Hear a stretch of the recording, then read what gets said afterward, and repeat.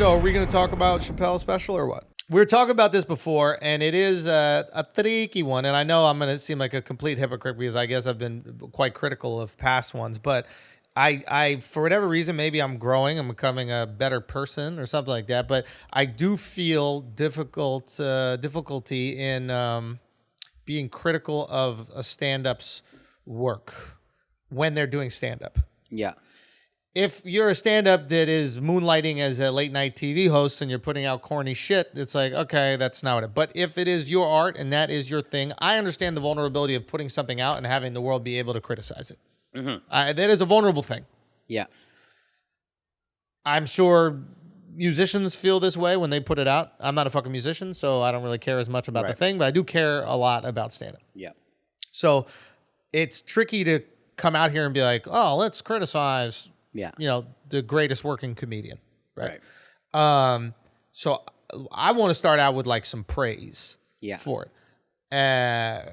I think he is, and I've said this on the podcast before, the greatest storyteller that I've ever seen in my entire life. Yeah. It's fucking unbelievable. The story at the end, if you're watching the special and then maybe you don't like it or something like that, and you're halfway through, you turn off, you're missing out on the greatest part of the special, in my opinion, which is the final story that he tells. Unbelievable.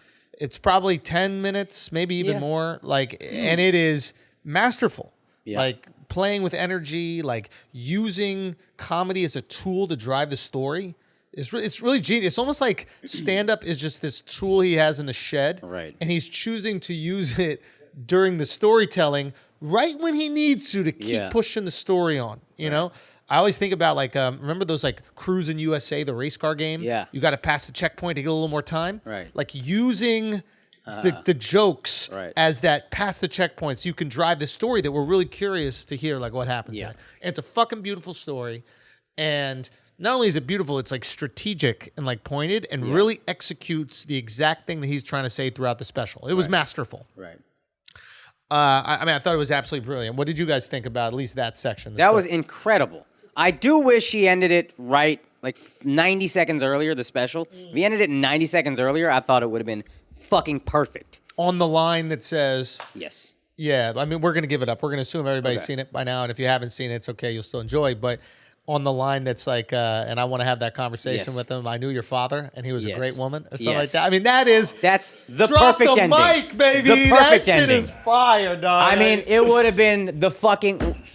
his Emmett Till ending in Equanimity, when he told the Emmett Till story, was incredible. Yeah. This would have been even better. Yeah. I wish he ended it right there. It's still so good. Good call. I wish he ended it right there. Yeah, and I guess maybe he had another point that he wanted to drive home. Yes. And I'm doing this for my people or something like that. Or I don't, but as a pure storytelling finale, that is the final point. Fucking perfect. Maybe he felt he had to round out the whole piece to add more. But for me, that's the metaphor for the whole piece. Yes, it's I could love you even though maybe you and I disagree on some shit. And I'm still going to say some jokes and they're still going to be funny. Yes. Even though I really fucks with you. Yes. That'd be hilarious if he did not set up that fun for the kid. That I would respect it more.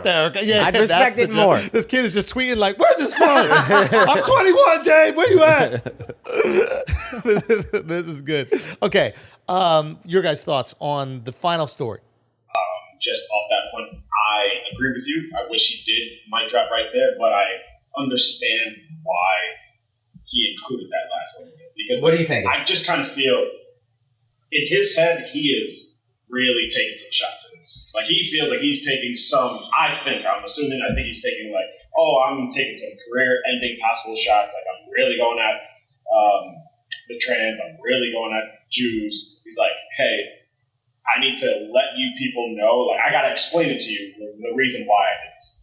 And I think he needed that just so it's if you guys attack me, this is the reason. It's protection. Yes. If you didn't get it throughout the special, it's this is it.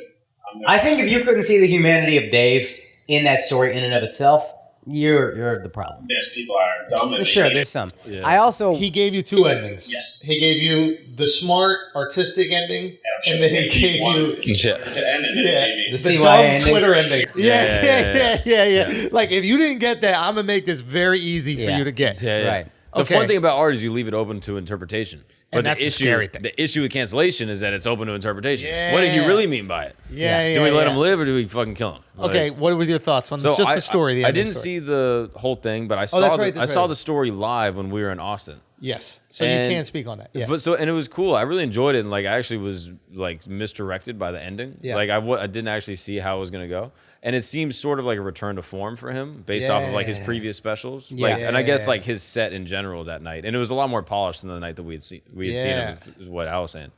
So I was like, I'm happy to see that he's taking that turn, and I'm pretty sure this is his last special with Netflix, right? For a while, or like his last of like the deal. Yeah, I thought he only had to do like 3 for the deal. I'm sure he got more, and then he re-upped again, maybe. Yeah, I'm sure he got something. But yeah, I think he can keep re-upping whenever he wants. It's not like the way he phrased it. I think this is my last special period. No, he said for a while. He said for a while. He said that up top. He said for a while, and then he also said, "I'm not talking about you guys anymore." Yeah, like I'm the trans community, I'm LGBT never talking about this community, again. And like. And that was after, which I wish you also just leave it, like you just left it so beautifully. But my one pushback on the kind of covering his own ass, how you can't cancel Dave Chappelle. He doesn't want to be in your movies. His stand-up will always be worth $40 million a pop. He's worth 9 figures. He has Chappelle's show that he owns now, and he can get the fucking whatever residuals, whatever it's called, forever. Yeah. So you can't cancel Dave Chappelle. He doesn't need your new opportunities. But he wants to drink in bars in Michigan without being bothered.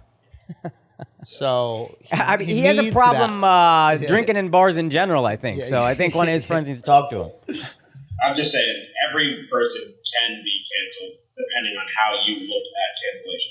Like, say if he actually does want to put out a special again, and say if he gets so much pushback from the Jewish community and the trans community, LGBT, whatever. I think it's. Okay, so Akaash is speaking more towards cancellation in terms of opportunity, financial industry, cancellation, and you and him probably have different perspectives. That's enough money, but you can't decide how much is enough money to someone else. He may believe that he wants to make $500 million and donate $200 million to the Dead Poets Society for whatever it is. But just to finish the point. So, and he's allowed to have that feeling as well, even though that's enough money for you. And maybe when you get there, you'll decide, well, I'd like some more money too, and I want to continue this. I think it's not about. I think it's not about money. I think it's about lifestyle, and I think. He is a comedian. He cares about what people think of him. Yes. It is very important. We all do, as we all do, right? Yeah. Like, if we knew who we were and we felt validated every single day, we wouldn't go up in front of strangers and try to tell them to validate us through laughter, right? Like, so I think it is painful. I'd imagine it is painful for someone who cares about what people think of him to think of him as something that he does not identify as. So if he's walking around all day going, these people think I hate gays, they think I'm homophobic, they think I'm transphobic, that's probably way more painful than not being able to be in the next Paramount movie. Right, okay. So that, I think, is the thing. That's the impetus for the other. Yeah, but you're 100% right in terms of like, the industry can't withhold anything from him. Him specifically. And I didn't even just mean financially, I meant opportunity-wise. Like, he's not $100 millionaire off of movies or TV shows that you wrote for him. Right. He wrote one himself, and then he puts out his own stand-up, and like opportunity-wise, he's, I think, good. But that makes a lot of sense. The emotional cost. And he's a sensitive, and I don't mean that in a negative way. He's a dude that's like empathetic and like a human. Thoughtful. He's thoughtful. He's a very thoughtful guy. All right, guys, we're going to take a break from this exclusive Patreon clip that you can find at patreon.com/flagrant2 because I got to tell you about the best boner pills in the business, and it's Blue Chew. I'm telling you right now, there's no reason you shouldn't be ready for action at any point in time. You got a side chick, you got a main chick, you got a wife, you got an ex-wife. It doesn't matter who it is. You should be ready to go and blow backs out, and you're going to do that with the Blue Chew. And you know what else you're going to do? You're going to do it for free. All you got to do is pay $5 shipping when you go to bluechew.com, okay? Use the promo code Andrew. You're going to get it for free. Just pay the $5 shipping. The best dick you ever had in your life. These ladies deserve it. Ladies, if you're watching right now, you deserve it, okay? Get your man on it ASAP. BlueChew.com, promo code Andrew. Now let's get back to this exclusive Patreon. Yeah. But yo, this is actually, I think this is good. Like, if we go make fun of everybody, if we're really going to do that thing where we sit here and we go, we make fun of everybody, we can't just make fun of the people that can't do something for us. Yeah. And then the people that can do something for us, we're like, oh, we got to be polite. Everybody got to get these jokes, bro. And I hate saying you can't punch down, but I also hate not punching up. Yeah. Like if you say we're like, yo, fuck that punching down, you can't punch down shit. But then if you're scared to punch up, you ain't shit either. You know, it's funny that the last joke about the punching down, I think I was talking to Mark about this. This was like maybe last week. I think I was talking to you about this, but I was like with the punching down thing, and I was like, was it you or maybe it was somebody else? But like I had thought about the same thing. Like I don't like the concept of punching down because you're basically like, I think less of everyone. Yeah. Like you can't remember when we were dealing with like some notes process, and they're like, I think we've had this exact conversation here. Yeah, okay, we have said it here. Yeah. Okay. Yeah, I always hate that because it's like, no, you're placing them beneath you. Yeah. I don't see it that way. I see me punching somebody that's equal to me. You decide they're beneath you. That reflects your own bias. And it also creates a social hierarchy of social oppressions. Like, who's below what? Mm-hmm. But look, they're going to take it on the chin. I'm going to fucking take it. Everybody's going to take it on the chin. I think once you start to realize that and feel that, there's like a safety and security built out there. Right. And maybe that's the shitty thing about like being able to yank a joke out of a special. Is like, you're just like, oh, you see this joke he made about Asians? It's like, were you listening to the joke he made about the Puerto Ricans 5 minutes before and the joke he made about the Jews 7 minutes after? Like, once you understand the context, not of the joke itself could be hateful. Yeah. But the context of the whole piece. Yeah. You're like, oh, okay, I get what we're doing here. Yeah. And that's why roasts nobody cares about. Right. Because you walk into the roast going, we're going to be hurtful for fun. Yeah. The comedy special, you walk in going, this is just going to be a great old time. We're going to laugh. Yeah. So maybe we should like start the disclaimer or like call the special roast for fun or like just fucking when you walk in, this is the deal. Yeah. Everybody gets these jokes. I do that at the top of every show. I try to. Like I'll say like we all laugh at fucked up jokes. Like we need this. Like we're all going to laugh at fucked up things. That's the best. Yeah. I think that's part of the reason why Chappelle added the caveat into his special. Like, hey, I'm just trying to make you guys laugh. I'm not trying to hurt anyone's feelings. I am trying to make a point in terms of like a political statement. Yeah. I'm not trying to do it at the expense of other people. So if you feel that I am, you've misinterpreted me. And he probably feels that he could have done a better job at like, telling everyone. But I think he needed to add that caveat more for himself. Right. So people know he had another caveat that I typically think is bullshit, but I believe this one where he was like, if you listen to everything I've said on every special about trans people, I'm not complaining about trans people or something. He said, I'm complaining about white people. Yeah. And if you think about all this shit he's saying, it's like, oh, I see what he means with like the entitlement, the white entitlement that comes from the white trans people who tend to be complaining, who tend to get heard the most, etc. It's like, oh, I actually believe that when he says this is about white people and not trans people. And I think that he's using trans people as an example or gay people as an example of what black people can't do. Yes. Right? So he's just juxtaposing the black experience and this other oppressed group's experience and going, yo, why can't we get motherfuckers out of here like this? And he said that. I'm not transphobic. I'm jealous of how effective your movement has been and how we're stuck here. Yeah. And how'd you guys already get ahead of us? Now, do you believe that that is the sentiment, or do you think that that is convenient logic to...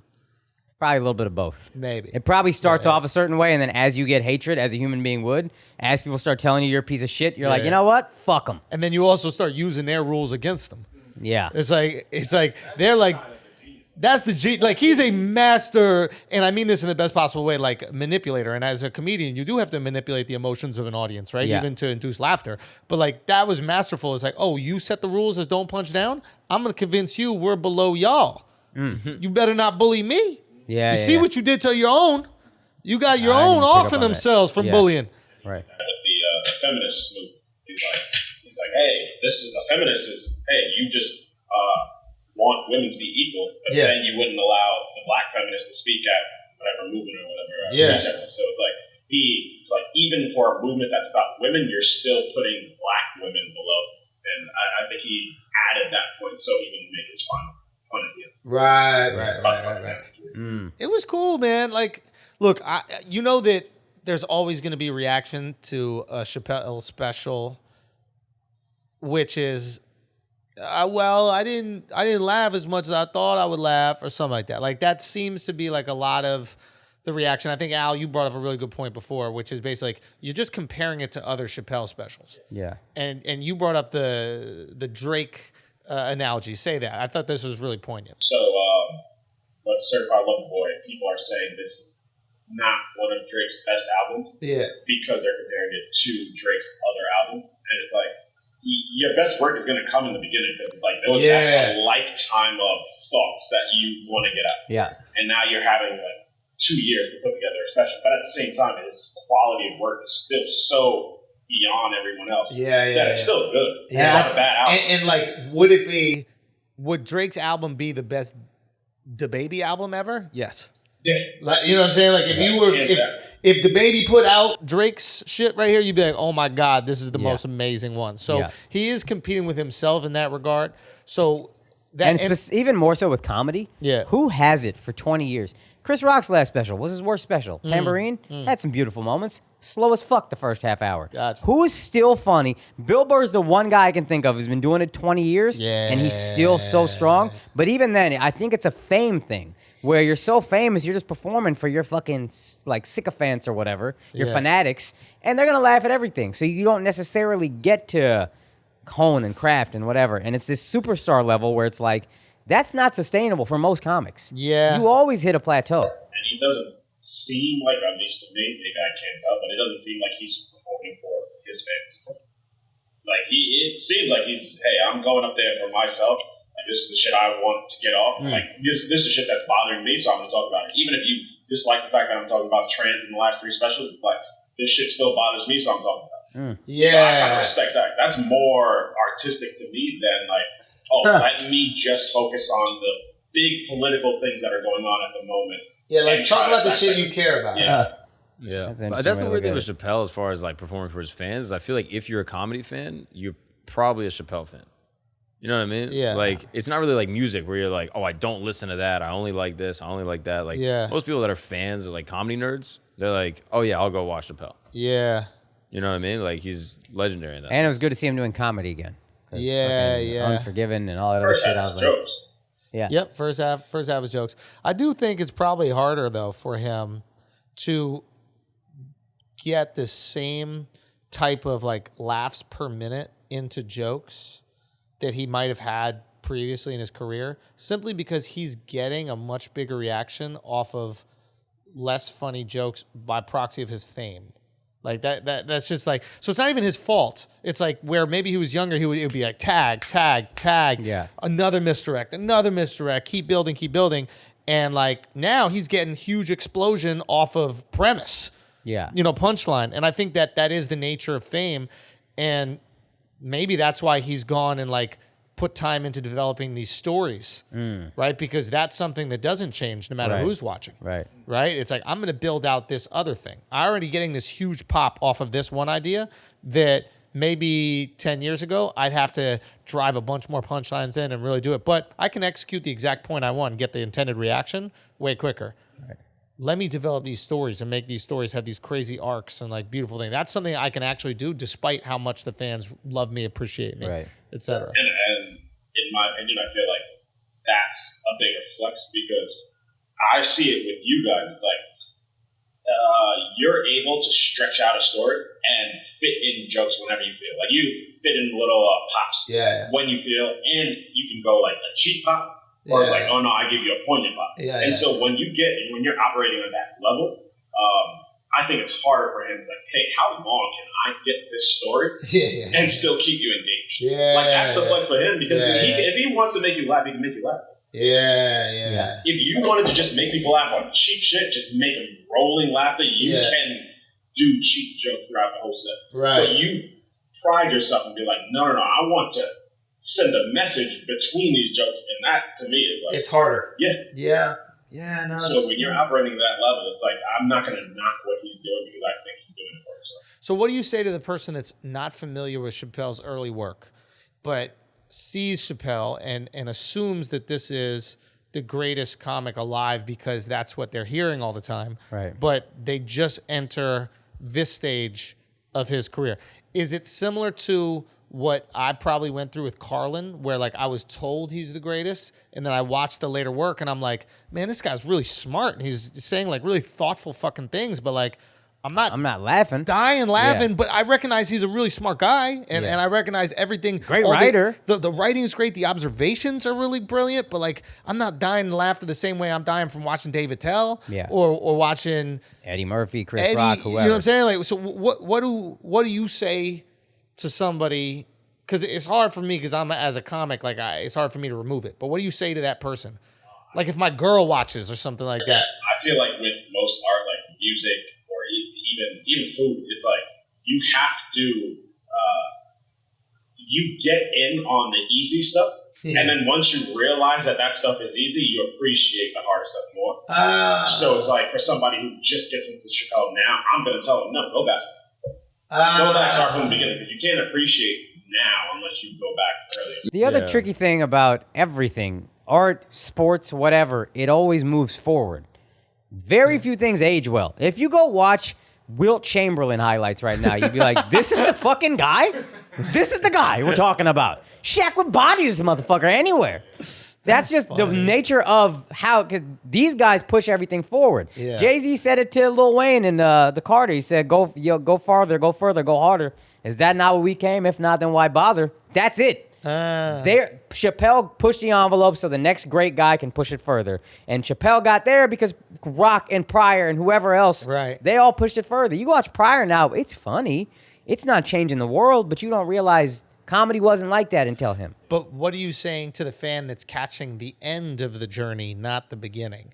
And their reaction to the end is based on a wealth of knowledge or lack thereof of Chappelle, right? Like, you've only seen maybe 2 specials, and you're like, everybody keep telling me this is the funniest guy that's alive, but I'm not laughing as much as...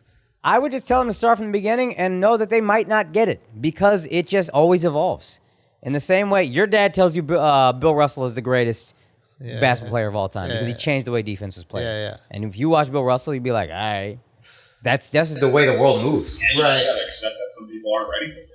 Like, I'm not, my eyes aren't as developed watching comedy as your guys' eyes. So it's like, maybe cheaper jokes might be funnier to me than they are to you. And you're like, that was so easy. But I don't think that Chappelle's early stuff was cheap. No, I'm saying the way he did comedy was like, I know the best way to get a laugh.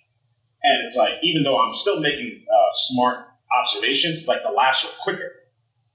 So it's like, he didn't take a long story to make you laugh. What he does with the trans story, level of difficulty, even though I fucking love Killing Them Softly, maybe my favorite special, the level of difficulty in the trans story is higher than anything in Killing Them Softly. Yeah, but to me, the trans story wasn't great because it was funny. It was just a beautiful story. Yeah. Imagine if you didn't laugh at all. You would have been like, he's such an amazing storyteller. I mean this sincerely. And I knew going into it, I've said this, as long as you've known me, I've said he is the greatest public speaker alive. Okay, but the last time he put out a public announcement, you're like, this is a comedy. Shitty story. Nah, story was good. 3-Card Monty was a good story. No, he's talking about George Floyd. Yeah, the shit he just threw out on YouTube or whatever. Yeah, he did the 3-Card Monty thing after, but I see. That was also... I'm sorry. I thought you were talking about the George Floyd thing. No, I'm just saying, like, if there's no jokes in between, I can see you knocking it because you know him as a stand-up. And it's like, hey, where are the jokes? I would be critical if it was called a stand-up piece, I guess, but like in terms of actual just stories, like I looked at that story like I was watching The Moth. I don't know if you guys remember that. Mm-hmm. But I was watching The Moth and I was like, oh, this is the greatest piece that's ever been said on The Moth. Like I could watch that no matter what. It was so brilliant. I remove it from any category. I just go, here is content to watch. It could be a TED Talk. Fucking amazing. Like it doesn't matter what it was. It was just so great. I guess I'm just trying to understand like the new eyes. Like if someone who doesn't really know Chappelle that much, like, and then they start watching a special and they don't laugh as much, what do I say to them? Do I go, I don't know, what do you think, Mark? Like, I mean, comedy is unique because you're not only consuming the art in like its fundamental level, you're consuming the person as well. Yeah. Whereas like with music, you're kind of you can just consume like, oh, this is a song I heard. But like with comedy, it's so intrinsic to the person that's saying it that it kind of requires having context of that person insofar as they require that you know them. And Chappelle is so intimate when he speaks. It's like, especially at this stage in his career, it's like, you are kind of required to know him as a person to really truly appreciate what he's doing at this point. His early stuff, you didn't need to know him, and he knew that because he was unknown. So are they wrong to say that it isn't as joke dense or funny as other comedians that they're familiar with? I don't think it's wrong. Like, if my girl says that to me, I can't go, you're wrong. Not in an objective sense, but if you judge him and say he's not as good as a comic holistically than other comics, I think it's just a hasty judgment. I think that the knee-jerk reaction is often like, it was like really interesting. I just didn't laugh that much with this stuff. And what I try to tell people, I'm like, I did this with, I think Patrice put out Mr. P. Yeah. And it was an audio album. And I was sitting in a car with a friend, and he was watching it, or he was listening to it. We're just listening together, and he like really wasn't laughing. And then I told him before, I was like, this is the greatest ever. Yeah. And I realized I might have not even laughed that much, but I was just so in love. Multiple times. Sure. Yeah. But that's not the point I'm trying to make. I was just so in love with the guy and his viewpoints and his thought process and how he creates a joke and where he creates misdirects. Because you know him. Because I know him. And this new guy's like, yeah, he had some really good ideas and there were some funny moments. I laughed. But it was that moment I was like, oh shit, have I been mesmerized? Does somebody have to like, have I been hypnotized? Does somebody have to shake me out of it? No, it's not hypnosis. It's just. But it's a little bit. A little bit of that, but at the same time, it is art though. Because like Drake's early albums, we love them because he just put out bangers. He's like, how can I put a bunch of bangers on one album? Now he's focused on like, yo, I'm gonna tell you about just a story about some girl I used to fuck and how she wanted money and shit like that. Like, here it is. He's doing it more for him. Here it is. No, you just hit it. It is this. Remember when nobody knew you and you had to go on stage? You had to prove yourself every time. You had to prove yourself every time. So of course, in that stage of your career, the jokes are going to be crafted in a way that if someone's experiencing you for the first time, they're going to enjoy it the most. Exactly. It doesn't necessarily mean that they're the funniest, but the jokes are going to speak to things greater than just maybe your experience. And they're complete. Exactly, right? So you're going to be, I got to prove it every 10 seconds. Otherwise, they might not realize I'm funny. I got to, every time, bang, bang, bang, bang, bang. It's specifically crafted to the person who doesn't know you. Yeah. As you develop, the specials are specifically crafted to the people that do, because oftentimes that is more interesting to the people that really love you. They want to know about your experience, what the fuck you've been through. Like when Richard Pryor lit himself on fire, we're like, fam, tell us why you were on fire. Yeah. Like, and you've also evolved as a person, and you're aware of your prior body of work. And like comedians' careers are holistic in that way. Like Game of Thrones, like someone watches season 5 and they're like, oh, I didn't like it. It's like, yeah, you joined at the middle of the show. What up, people? You just watched a clip from our weekly Patreon episode. You can support the Flagrancy. You can support this unapologetic, unfiltered, uncensored content that we drop weekly on our Patreon at patreon.com/flagrant2. You want to go join? You should, because it's the top 10 Patreon in the fucking world. That's right, for good reason. Go check out why at patreon.com/flagrant2. All right, peace.